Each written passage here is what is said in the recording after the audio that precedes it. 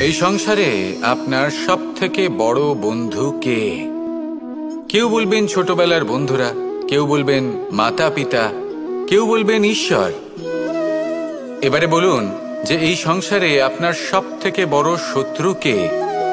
কেউ বলবে আপনার বিরোধী, সেই ব্যক্তি যে আপনাকে হিংসে করে, বা আপনার নিজের অহংকার, আপনার কুকর্ম। আমি বলবো যে এই সংসারে আপনার সব থেকে বড় বন্ধু হলো আপনার নিজের মন।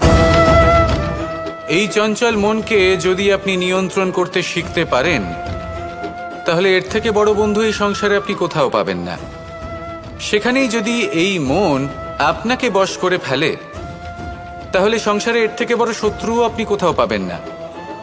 সেই জন্য এই সংসারকে নিয়ন্ত্রণ করার চেষ্টা ত্যাগ করুন। প্রথমে এই মনকে নিয়ন্ত্রণ করতে শিখে যান।